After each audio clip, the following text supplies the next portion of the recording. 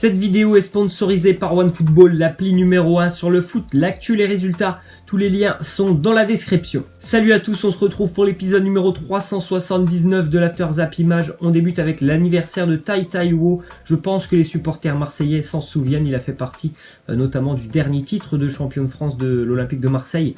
En 2010, il a passé la majorité de sa carrière du côté de l'OM. Il est maintenant en Finlande. C'était quelqu'un au milieu de terrain très impressionnant, vraiment physiquement il était assez énorme et il a été doté d'une frappe de balle surpuissante. Il avait marqué des coups francs assez incroyables avec l'Olympique de Marseille. Il a aujourd'hui 34 ans. Ensuite une petite info mercato du côté de l'Olympique Lyonnais. Moussa Dembélé, l'attaquant, qui pourrait quitter Lyon dès cet été, à peine un an depuis son arrivée. Deux clubs de Première Ligue sont très intéressés par son profil, Manchester United et Arsenal.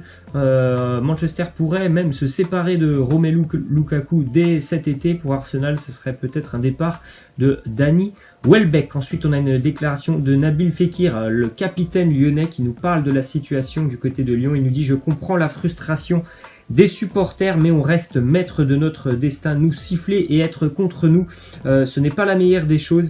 Il faut qu'ils soient avec nous, nous soutiennent, nous poussent vers l'avant. On a vraiment besoin d'eux. Lyon a perdu pas mal de choses quand même depuis 2-3 semaines. Cette demi-finale de Coupe de France. Bon, il y avait eu le match de Ligue des Champions un peu plus tôt face au Barça. Bon, celui-là, bon, c'est bien évidemment excusable, mais cette demi-finale, c'est là un petit peu moins. La défaite face à Dijon, la défaite face à Nantes, ce qui fait que maintenant Lyon a perdu quasiment tous ses espoirs de revenir sur le LOSC pour la deuxième place en Ligue 1. Ils sont plutôt en train de regarder derrière puisque Saint-Etienne revient fort. L'Olympique de Marseille n'est pas très loin non plus.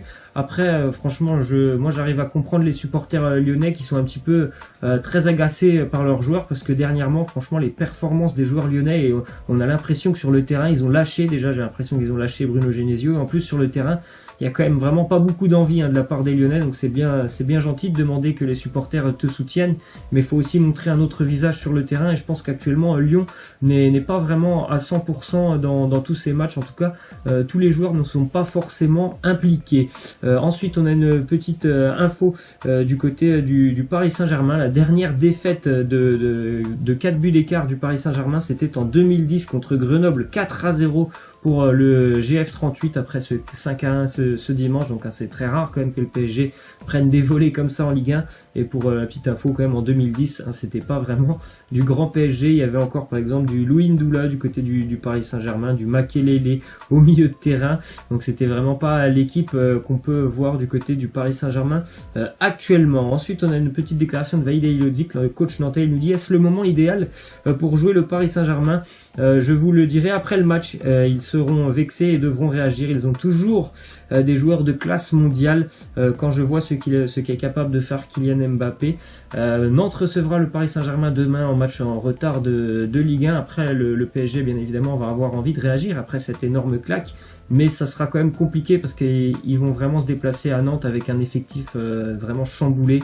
Beaucoup d'absents, beaucoup de blessés du côté du PSG, donc ça sera intéressant de voir le 11 composé par Thomas Tuchel dès demain. Ensuite, une petite info mercato du côté de l'Olympique de Marseille. C'est France Football qui nous donne cette info. Il y aurait un accord contractuel entre Florian Thauvin et l'AC Milan pour que Thauvin puisse rejoindre l'Italie dès cet été. Le transfert pourrait coûter 30 ou 40 millions d'euros au Milan AC. En tout cas, Thauvin pourrait bel et bien rejoindre l'Italie, quitter Marseille. Je pense vraisemblablement que s'il n'y a pas de Ligue des Champions, ça sera bien évidemment officiel pour Thauvin. Après, le Milan est lui aussi à la lutte pour retrouver la Ligue des Champions cette année. Ensuite, une info encore une fois de France Football qui nous donne cette info. L'Inter Milan qui a débuté les négociations avec Nicolas Pepe. Il se pourrait même que l'Inter a déjà fait une offre de 60 millions d'euros au LOSC. Bon, je pense que 60 millions d'euros, ça sera quand même un peu juste pour Nicolas Pepe, puisque franchement, s'il y a des clubs anglais qui entrent dans ce dossier, je pense que les clubs anglais sont même prêts à mettre 70, 75, peut-être voire même 80 millions d'euros pour la pépite lilloise. Ensuite, les affiches de Ligue des Champions. Retour de la Ligue des Champions pour les quarts de finale retour. Ce soir, le Barça reçoit Manchester, la Juve reçoit l'Ajax. Demain, le FC Porto recevra Liverpool et dans le même temps, Manchester City recevra Tottenham, une déclaration d'Ernesto Valverde, l'entraîneur du Barça. Il nous dit il est important de savoir qui commence et qui termine le match du côté de Manchester. On sait que Manchester a une histoire spéciale avec les dernières minutes d'un match. On a pu le voir notamment face au Paris Saint-Germain, mais ce n'est pas forcément simplement le match du Paris Saint-Germain. Et comme le dit Valverde, Manchester a toujours eu une histoire spéciale avec les fins de match. C'est une équipe qui lâchera jamais rien. Pour ceux qui se rappellent des années Ferguson, on utilisait souvent le terme de Fergie Time. C'était le fait que Manchester arrive tout le temps à marquer dans le temps additionnel.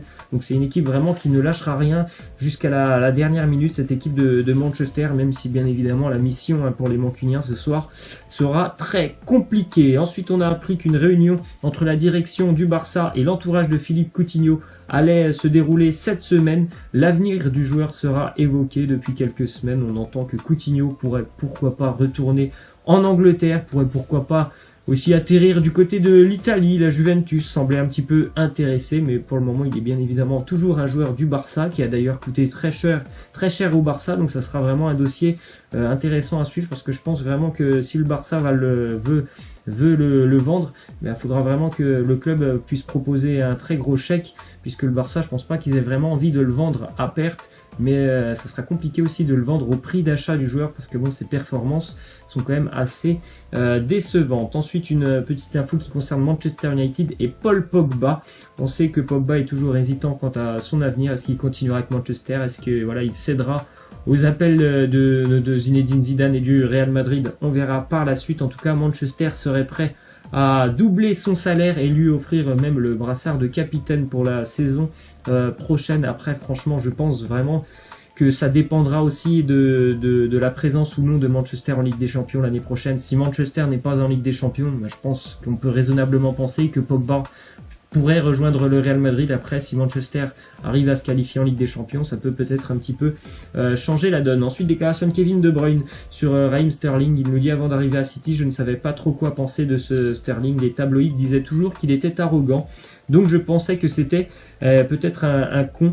J'ai vraiment appris à le connaître et j'ai découvert une personne intelligente et sincère. Moi franchement, je me suis jamais posé ce genre de questions. J'ai jamais trouvé que Raheem Sterling était arrogant.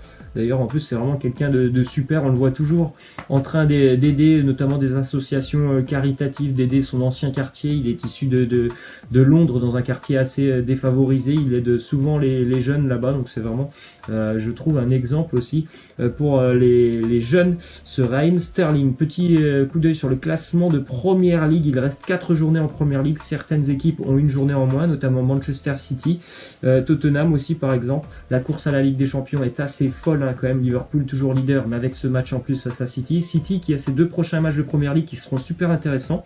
Déjà cette semaine ils joueront face à Tottenham, donc ce week-end, ainsi que demain en Ligue des Champions, et la semaine prochaine il y aura ce derby de Manchester qui sera super intéressant pour les deux équipes qui ont chacune, l'une joue pour le titre, l'autre joue pour sa place en Ligue des Champions. Et ce soir aussi match intéressant pour la relégation. Je crois que c'est Brighton qui reçoit Cardiff ce soir. Ensuite, déclaration de Zinedine Zidane. Il nous dit: tous les joueurs qui sont là sont très bons et très importants. Il y aura des changements, mais pas maintenant. À la fin de la saison, on le saura à ce moment-là. Je le dis parce que je veux des changements, mais à la fin de la saison. Donc certainement qu'il y aura beaucoup de départs du côté du Real cet été. On va, je pense, renouveler un petit peu l'effectif. Zidane, en tout cas, en a énormément envie. Ensuite, une info du côté du Bayern Munich. Manuel Neuer, qui s'est blessé au mollet ce week-end, il sera indisponible pendant 2 semaines maximum avec le Bayern, qui est toujours à la lutte avec le Borussia Dortmund pour le titre en Bundesliga. C'est quand même compliqué pour le Bayern, notamment Neuer blessé,